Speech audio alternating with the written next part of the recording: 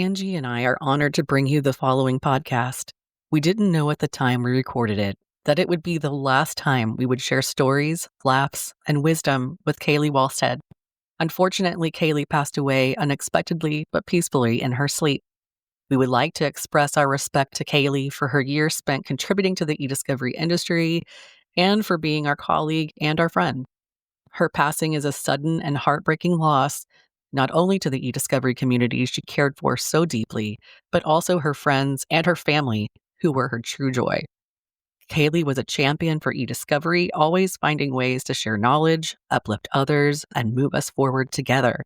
Her impact will live on in the standards she promoted, the colleagues she mentored, and the relationships she built. But beyond her professional accomplishments, it was Kaylee's spirit that made her truly unforgettable. She was a ray of sunshine in every room, the one who cheered us on when challenges felt heavy, who always found the time to ask how we were doing and truly listen. She loved people with all of her heart, and she had a way of putting others before herself in a manner that felt genuine and rare. Kaylee leaves behind a legacy of kindness, generosity, and encouragement. If we can carry even a fraction of her spirit forward, if we could pause to lift one another up the way that she did, we would honor her memory in the way she would have wanted. While we feel the weight of this loss, we are grateful for the time we had with Kaylee. She made our industry better, and more importantly, she made us better.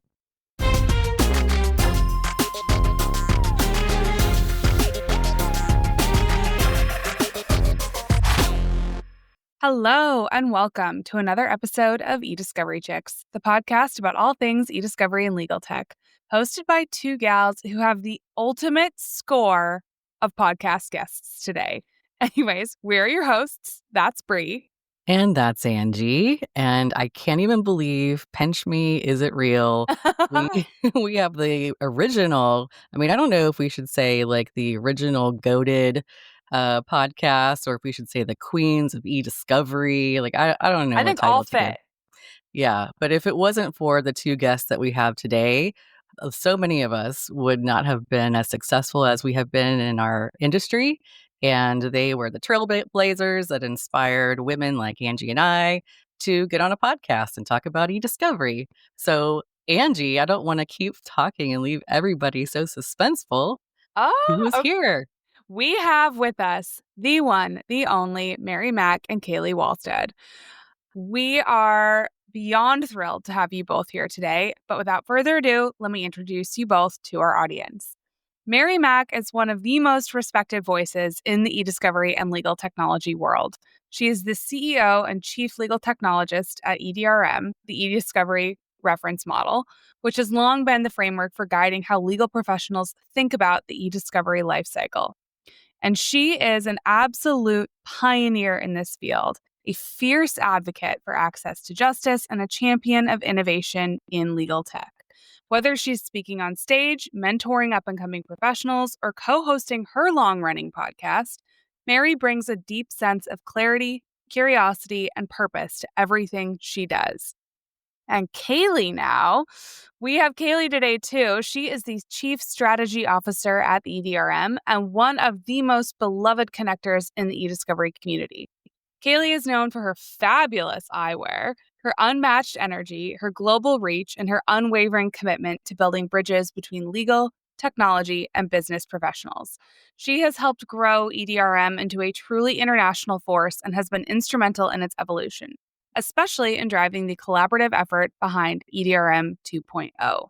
She is also the co-host of the EDRM podcast and a constant source of inspiration, insight, and, of course, plenty of joy. Mary and Kaylee, welcome to the pod. My goodness. Do you even know what to say, Mary? We're beyond No. honored.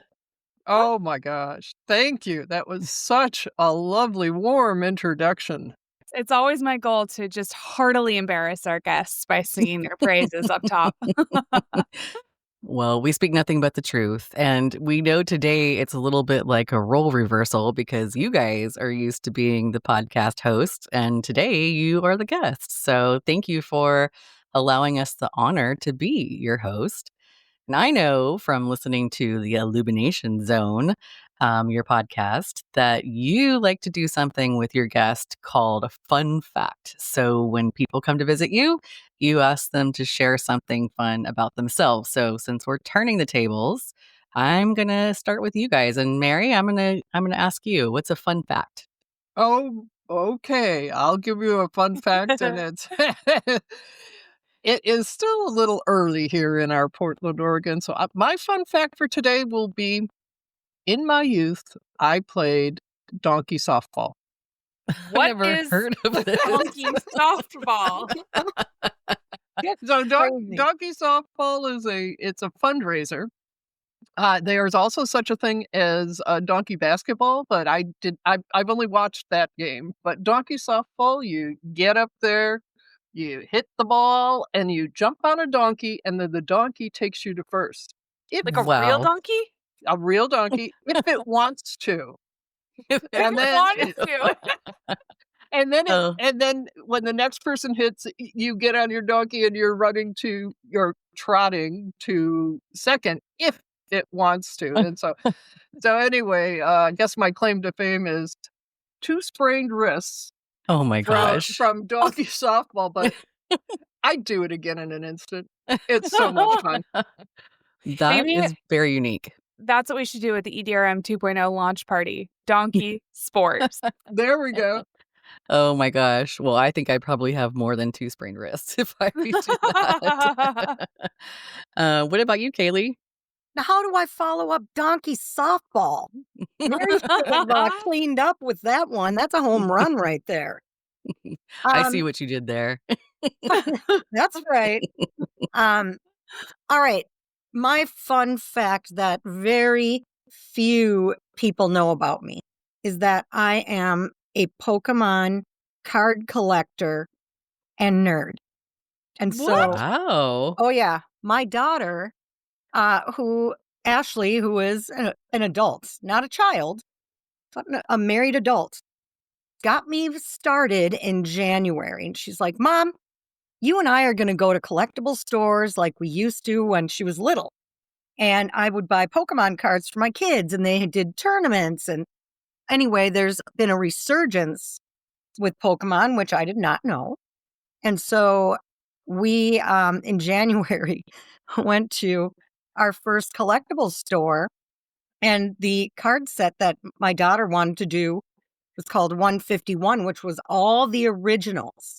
It was really smart of her because I Oh. knew all of them, and I'd be like, "Oh, Squirtle! Oh, Pikachu!" And so every Saturday, minus just a few, since I would say the beginning of January, we go to usually our favorite collectible store, but she takes me on field trips to others as well. Literally, we call them field trips. Oh my And God. then we come back to my house and we have a huge ripping party. And we Oh collect my all the gosh. major hits, which is super fun. We scream when we get one. We're like yelling and shaky, and it's so much fun. And then there's a lot of bulk cards that aren't the major hits. And so the first time I realized it was kind of a big deal, in 2 weeks, I pulled what they call a chase card. What's a Uh, chase card? like in this particular set, everyone's chasing that card. It's the top card. Everyone wants it. So Okay. a pack of cards, put it in perspective, I think this one was $9. Anyway, 2 weeks in a row, I pulled that top chase card, so we had a duplicate. And within an hour, Ashley had sold it on eBay for almost $500. Wow. Oh, yeah. That's So incredible. when we get those duplicates now, they get reinvested back into buying more cards. And eventually one day we hope to have, my daughter's name is Ashley, Lee, Kaylee, Lee. We want to have Lee's Collectibles. I've already had Gen AI create a logo, and yeah, so we're just Oh having my an absolute God. blast. Every I love that. Saturday, we're ripping I love cards. that. And I love that you're doing it together. That's awesome. You know That's a what? great It's really memory. nice That's to find amazing. ways to connect with your adult children. And it's just, I can't even tell you how much fun I've been having. That's great. Well, and it's hard for children sometimes to connect with their adult parents, so it's good for both of you. That's awesome. Well, thank you both for sharing your fun fact. I mean, how did it feel being on the other side of that question? It's all right. You're making it easy so far. I did have just a brief deer in the headlights moment. A brief panic. Well, you both sailed through. Let's transition into talking about the EDRM, which I know will not put either of you in a deer in the headlights position because this is your bailiwick through and through. Let's start by talking about EDRM 1.0. It's about 25 years old now. And so for listeners who might be newer to the field, can you explain just super briefly, like what is the EDRM and why was it even created?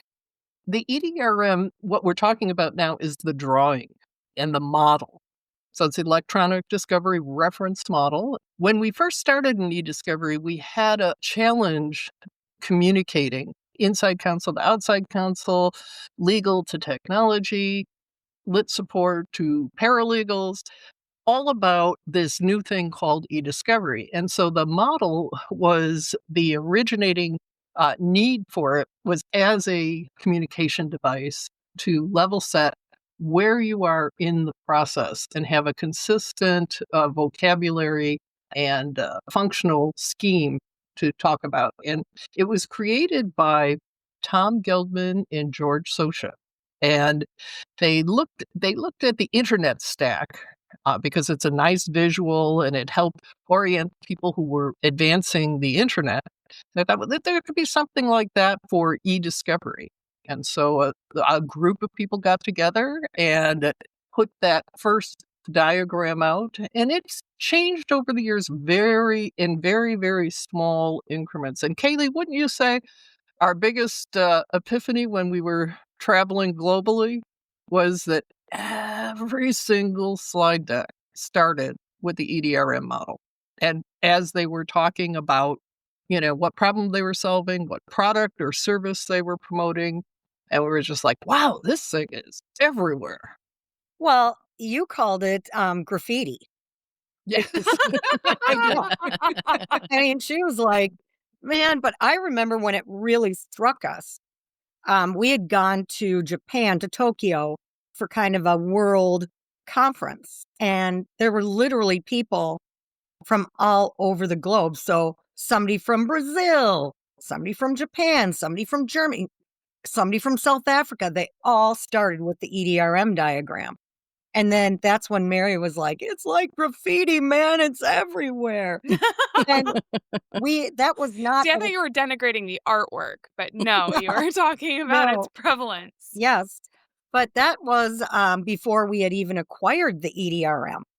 Like it was so iconic. And to realize that it was really that global was, really struck us at the time. And I want to give Tom Geldman and George Sosha, the co-founders of the EDRM, big props because they had a lot of meetings and consistently heard the same issue, which is we need some way to be able to communicate. And they took the initiative, got some of the best people together, and it really has not changed a lot in 25 years. Cosmetically, yeah, we changed some colors. An IGRM model, a circle to represent that was added to the front end, but really there hasn't been substantive changes. Yeah. And if any of our listeners are sitting out there thinking, what is the EDRM and what's this InfoGo wheel and what does all this mean? You can go, of course, to the EDRM website and there's tons of resources there. Also, Angie and I spent our whole first year podcasting, going over the EDRM at each step of the way. So if there's something you're curious about, another way to find out. But what made you guys decide initially to invest in the EDRM anyway? Like, what made you look at the graffiti and say, I want a piece of that? That's some Banksy status stuff. Well, we didn't even know that was possible. Kaylee and I were involved in a refresh of another organization, and it was time for us to step away, so we did, and we didn't know what we were going to be doing after that. So we put our International Women of Mystery tagline out on LinkedIn, and law.com was, or Legal Tech News, I think it was at the time, Reese Dipshawn and some of the other folks were kind enough to do a little article. 2 weeks later, we get a phone call, and Duke University, the Bolt Judicial Institute, which had purchased the EDRM from Tom and George, were ready to say, the volunteer thing is, a little different than we thought." And so they asked if we were interested in acquiring it, and Kaylee and I were like, "What? You can do that?"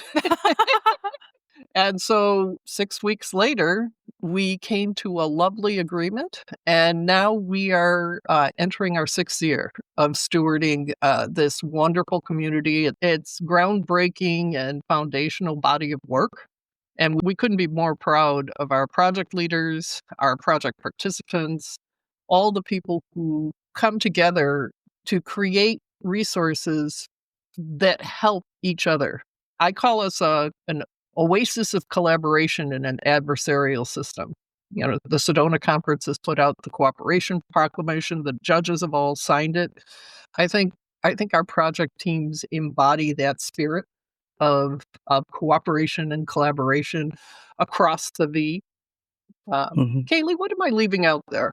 Nothing, except I like to call the acquisition of the EDRM our Cinderella story. We literally, from start to finish, it was 2 weeks, and we were like, Oh my God. what just happened? And we had just stepped away from the association that we had been working with for quite a while. So, you never know what's out there, what's waiting, and just, Cinderella Well, story. that's awesome. And I have to say, the community that you describe, both of you, I've also experienced to be true. And a lot of that starts with you guys. Yeah. You lead by example, and you are so welcoming, and also have a desire to include so many perspectives and understand each and every aspect of our industry. And I really appreciate that. So we were talking about EDRM 1.0, but as you know, if you know, there is an EDRM 2.0 in the works, and Angie and I are part of one of those working groups. So we've had a little taste of that. But why now, you guys? Why did you decide this is the time in 2025 that we want to revise this model and have 2.0? So to know that answer is to really understand our projects in general, which is Mary and I do not wake up and say, we need this project.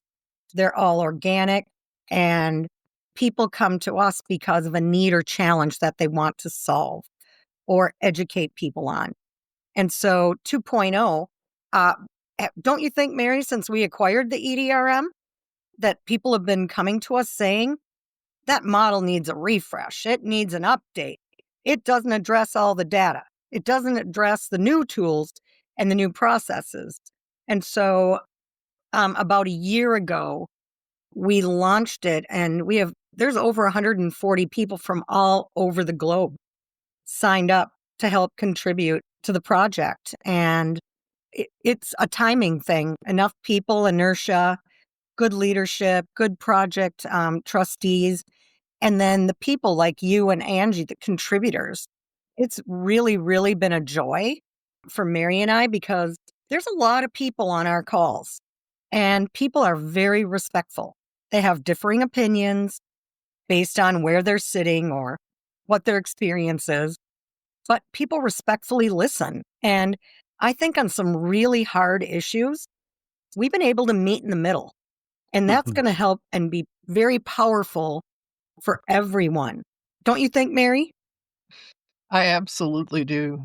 And then the other thing that's happened, and I mean, you can't have a blog post, a webinar, or a podcast without saying the words AI. but but we're in a fundamental restructuring of how legal gets done. And so we we felt a responsibility to look at the model, and we said from the beginning, if the model can support going forward in its current state, so much the better. But we wanted to look at it in great detail with that with the perspective of the community and everybody's experience. And it's pretty clear there'll be some changes.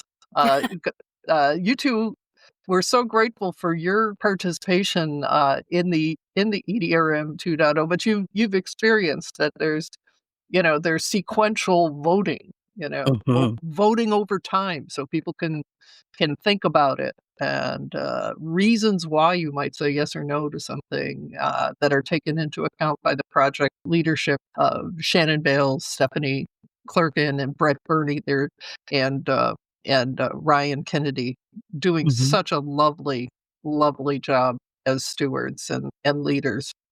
I agree, and I think one of my favorite parts about the process has been listening to everybody's differing opinions and the fact that they feel very comfortable to speak their mind, to have an opinion, to explain themselves, and then it to be considered.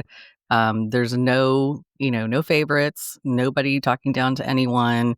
It's all a very supportive and collaborative environment. I've really enjoyed that.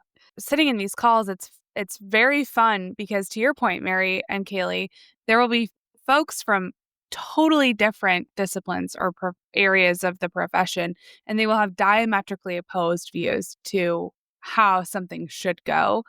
And then at the end of the day, we come to this really cool sort of consensus that seems to encapsulate all these diverse viewpoints. And so, one of the things I was going to ask you is that, I mean, that's been super valuable, but how did you go about ensuring representation from a diverse set of stakeholders? Our mantra since the day that we acquired the EDRM is all are welcome, but you need to be respectful. We This need sounds to like what I listen. tell my toddler. Yeah, like that. We need to listen, right? Everybody gets to have an opinion, and there's no dumb questions. And so when you have a safe environment without sharp elbows and leadership that like the project trustees, for instance, they understand this is the culture we're curating here for this team, for their particular team. And people, I mean, we've had very few, not even a handful, very few problems. People have just been great. And in terms of the diversity, both globally, people's positions, titles, we didn't recruit for that. People just show up, and we're very thankful. I think one of the things that we did that's a little bit different is what we're reflecting what's really happening in the projects that organizations have going to actually produce their data, whether it's to regulators or litigation or M&A or whatever it is. The teams that form, especially in the early days, sometimes the teams would be led by a paralegal. Sometimes they'd be led by somebody who was seconded from IT. Sometimes they'd be led by an attorney. And so we wanted to reflect that very unique part of our practice, our in our community is that we tend to work collaboratively to get the job done. So we wanted to make sure that our projects reflected that as well.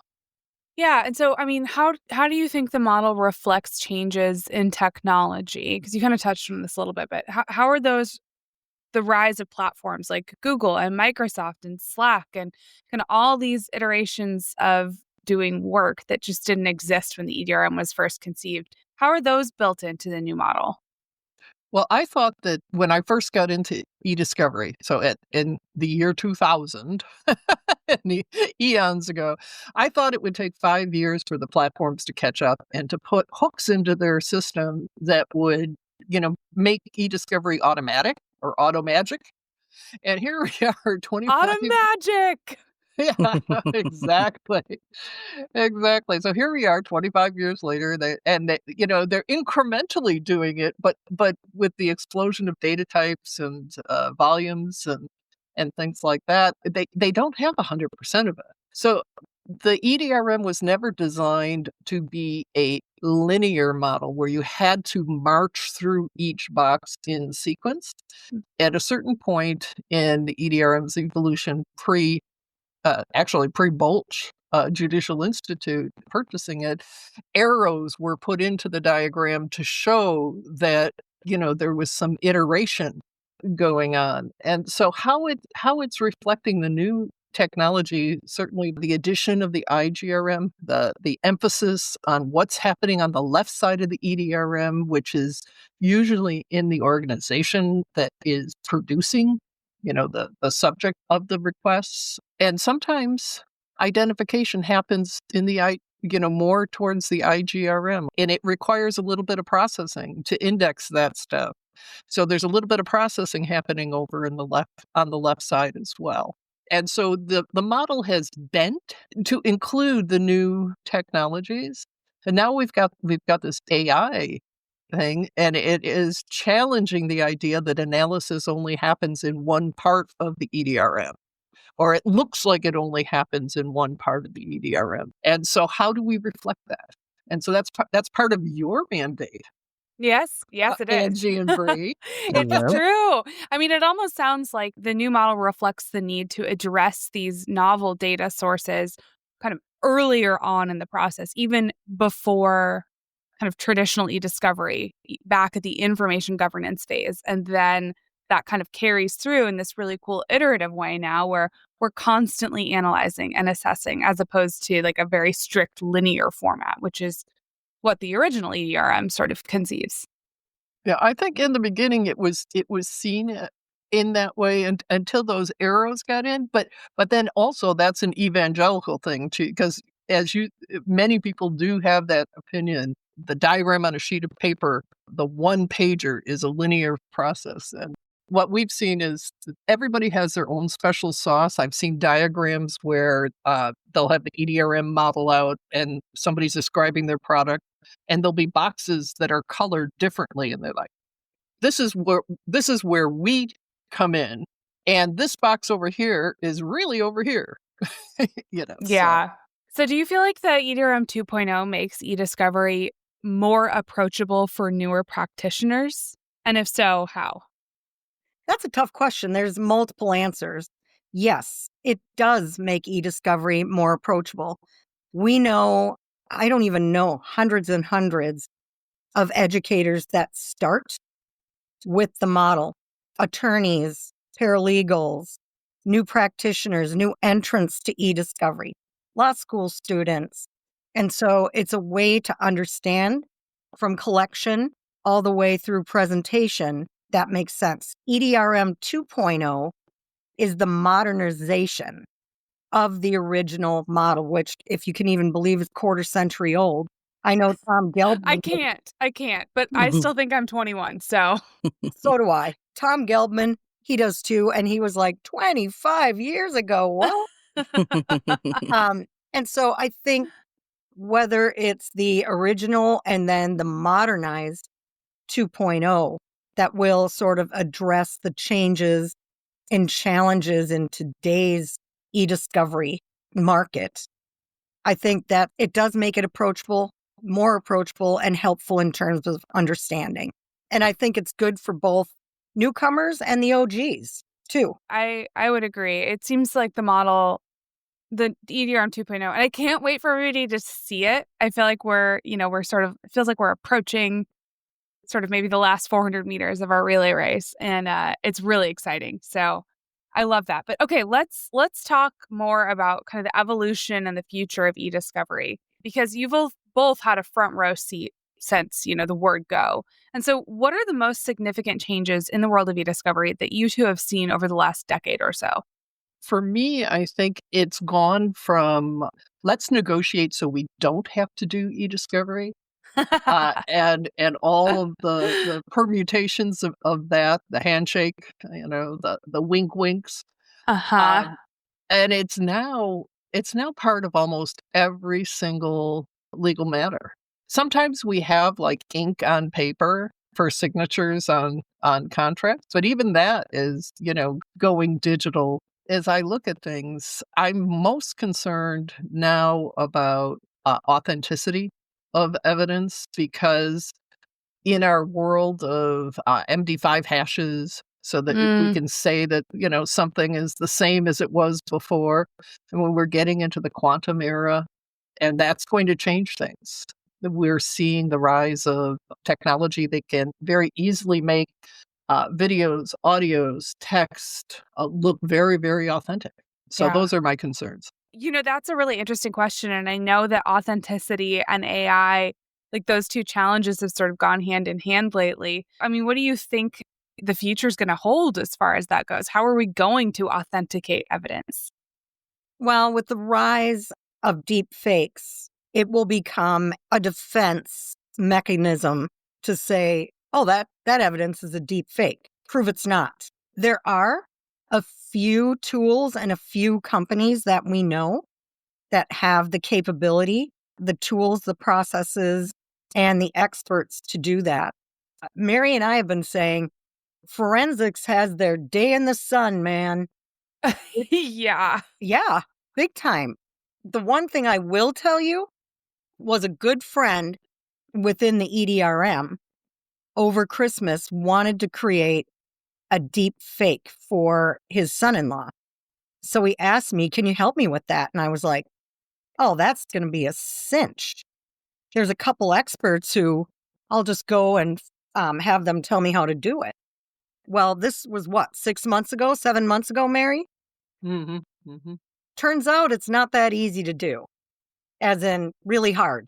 And I wasn't able to do it. Now, that was 7 months with Gen AI, and AI is what, like 3 years? So Right. Right. I have no idea, but I think we're going to see the prevalence of it. Like Mary and I said, the forensics need for serious validation. Where do you guys think the burden will lie in the future? I mean, will it be the burden of our lawyers and defendants or parties in lawsuits? Will it be their burden to authenticate evidence, or will it be on software where they're generating the deep fake videos and audio? Will it be on the burden of the software to prove up authenticity? I know I'm asking you to have a crystal ball, and none of us really know how this is going to work out. But do you have any feels one way or the other? I think it's going to be a process issue, and I think it starts at the information governance phase, where within your organization you're going to want to know what was created by humans and what was enhanced by an AI or created by an AI, especially if you're looking at revenue streams like intellectual property and things of that nature. So I think there'll be much like information governance and the platforms around it can tag for confidentiality or sensitivity or things like that. I think there'll be a reality score, an authenticity score, an originality tag. I'm spitballing as to what it'll be, but Mhm. I think that it'll start there, and then once it gets to court, or well, maybe the step before court, you're never going to want to produce a deep fake. So Right. I think there's going to be a quality control, and that might happen at early case assessment, so you're not making things up in your case strategy, but Mhm. certainly before Yeah. production. I Go ahead. wonder if the federal rules will start prescribing like AI specific burden shifting, Mm-hmm. like a burden Mm-hmm. shifting structure, where you can't just claim deep fake a la cry wolf. You have to produce like some sort of evidence, and then the burden shifts to the party wanting to use that evidence to prove its authentic. Like, I wonder if you'll see something a little bit more prescriptive like that. Yeah. Yep. Judge Grimm and Dr. Moore Grossman, among others, have proposed some changes to the federal rules. They're under discussion, and it's uscourts.gov is the site. They have what they call a book, and it is a book because it's close to 1,000 pages of proceedings and whatnot that you Holy can use. cow. You can use the Control F function to search through for this, but from a rules standpoint, this is going on, and I think on a case by case, as the judges look at this, it's also going on there too. Yeah. So we're sitting here talking about AI and what the future looks like in terms of those developments, but what are some developments in the next 5 to 10 years that you think we're not talking about enough that we should be considering? Yikes. 5 years. 5 years? I'm thinking about the next year, 2 years. Like, what's it gonna look like? And All we right, have let's go with that. we have quantum computing around the corner, and what's that gonna mean? I love following Ralph Losey's articles and his education. He's such an AI experimenter, but what I'm wondering is how in 2 years, what's the pickup really gonna look like for AI? Because everybody's talking about it. We all think everyone's using it, but in reality, some are, a lot aren't yet. I think Individuals are more. Ralph had a fascinating AI article about morality, like how AIs are dealing with morality. And it is his blog is amazing. Everything he writes is incredible. Yep. Yeah, Mary, absolutely. thoughts? I'll get on the Ralph bandwagon because I've been a fangirl for a long time. He was a leading light in machine learning and TAR and helping to educate the community around that. And he has taken that to an entirely new level with AI. I'm editing part 2 of an article now that he has. He poses these questions like you're asking, what's the future going to look like in this particular way? And then he subjects it to his panel of experts. He's built some bots like GPT that he can, send these questions to. And he doesn't just do it for one version. He contrasts version against version. What we would say in IT is like regression testing Hmm. almost to see what the models will do and things like that. Ralph has got a vision that it's a very positive force for justice and for access to justice and for better decision making, and it's going to augment us, not replace us.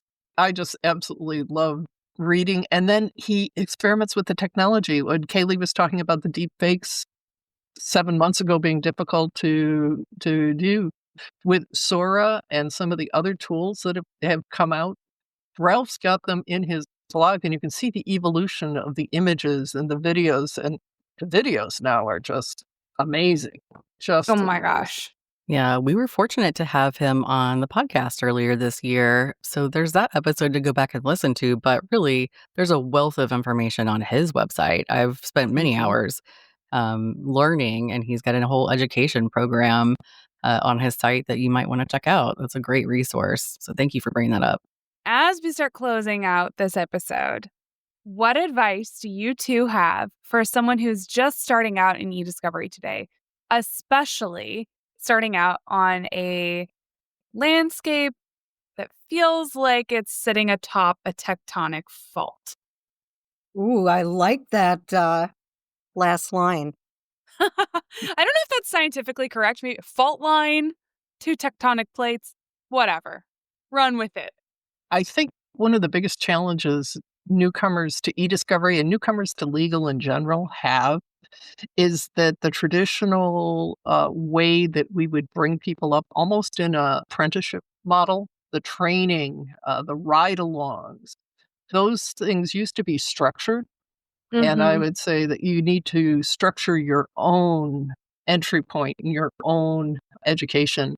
Certainly, we're available at the EDRM. We've got all sorts of resources. And if you're totally brand new and you want to fully immerse and basically teach yourself, Craig Ball, who is a Texas trial attorney, forensics expert, and University School of Law professor, has a workbook with examples that you can work through. So those would be some of the things that I would say would help you. Find like-minded people who will bring you along. Ask somebody to have coffee and pick their brain and offer them something, because you're a newcomer. You probably know about this newfangled thing called AI or social media or something else that you can share with the person whose brain you happen to be picking. Kaylee, what am I leaving out there for the entry points here? I love the Craig Ball workbook. It's complimentary, free for everyone, a great, fantastic resource. As you said, find your community. How can you do that? Start following people on LinkedIn. Ask questions. So many people. We have literally the eDiscovery community is the nicest, warmest, and most welcoming community you will find in legal.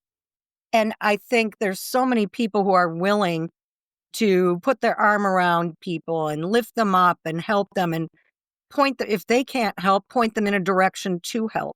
The onus is on you to start to do the legwork. And if you're new to eDiscovery, you have a company. Find your friends there. Find the experts. Talk to the experts. They had to learn too. So many of us got thrown into it and learned from the school of hard knocks like me. That's true. Yeah. And you probably will too on some level. Yeah. Anyone just starting out. There's a lot of resources. A lot. Thank you guys for being here today. I do have one question that I do want to ask you before we close up here. Angie and I talk a lot about why we spend our extra time recording and preparing and finding guests and all the things that go into a podcast. And it's because it means something very near and dear to our hearts for different reasons for both of us. But Mary and Kaylee, when we think about the e-discovery industry and your career and the EDRM and all the people and places that have come in between your years of experience, what does that mean to you personally? Why do you keep coming to work every day and carrying the torch of e-discovery and promoting people and encouraging people? Why does that mean something to you? So, as Mary likes to say, it's our heart work. We're not raking in the big bucks. Let me just be clear. Our thing is to make a difference, to help make a difference in each person's life, in the ability to have resources, grow a career, find a job. For example, we acquired the EDRM in 2019 at the end of October. And as you all may well remember, beginning of March of 2020, world shut down. And at that point, Mary literally called me and said, we have to have a community call. The community is going to need a place to gather, talk about what's happening, get support, give support. That was 286 weeks ago, over 5 years. And every Tuesday, people still show up. We show up, whether it's a holiday or not. Heart work, the EDRM and all the different things that we do. We love our trusted partners. We love the community. It gives me personally endless energy and joy. Mary? Yeah, I echo all of the thoughts that Kaylee has just expressed around the people and making a difference in people's lives. And also, I think for me, it's and many of us, the legal system is at what the venture capital people and the private equity people would call an inflection point. It's changing so rapidly. And it used to be that lawyers and legal people built the structures of society. And now it's the platforms, it's the tech platforms that are doing that. And that whether or not they have ethics, morals, as you were talking about with some of Ralph's blogs, or they're even thinking about future impacts, what do they call externalities in legal? We're the multidisciplinary community that has the capability to communicate with each other and to help shape what these platforms are going to be, because that's what our children and our grandchildren will be growing up. It's law is code, that kind of thing. And so that keeps me going and making sure that the humans that are involved in this have a support system to talk with each other as we navigate these changes, because it will mean changes in employment and job duties and status and all sorts of things for many, many people. And we are humans, and we need support to deal with all of that. Ain't that the truth? Well, Mary, Kaylee, thank you so much for being with us today. It was such a joy to have you both on the pod, and we are so lucky that you were here with us today and have shared all of your wisdom with our listeners. So just a big, Absolutely. big thank you. Thank you so much. We're All right. honored to be part of it. Big time. Thank you. And thank you for your great podcast. We're huge fans. Oh, Yay. gosh. Well, that just means the world to us. It Well, does. all right, folks. I think that's all the time we have today. So thank you so much for joining us on eDiscovery Chicks. We hope you learned something new, felt empowered, or just had some fun along the way. Don't forget to join the flock by following us on LinkedIn and Instagram, and check out our website, eDiscoveryChicks.com. If you loved this episode, share it with your network, leave us a review, or tag us on our socials with your favorite takeaway. And don't forget to subscribe wherever you get your podcasts so you never miss an episode. Catch us next time. Until then, flock on, friends. Bye. Bye. The views we've expressed today are the eDiscovery Chicks views and don't necessarily represent the views of our employers, partners, or clients. The podcast is available solely for educational purposes to provide general information about eDiscovery principles and not to provide legal advice to any specific situation. It is not a substitute for legal advice from a lawyer you retained or who has agreed to represent you.